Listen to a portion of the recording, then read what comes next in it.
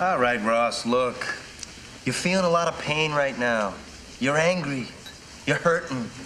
Can I tell you what the answer is? All right Rose, Rose सब ठीक है। Look, बात सुनो मेरी, देखो इधर। You are feeling a lot of pen.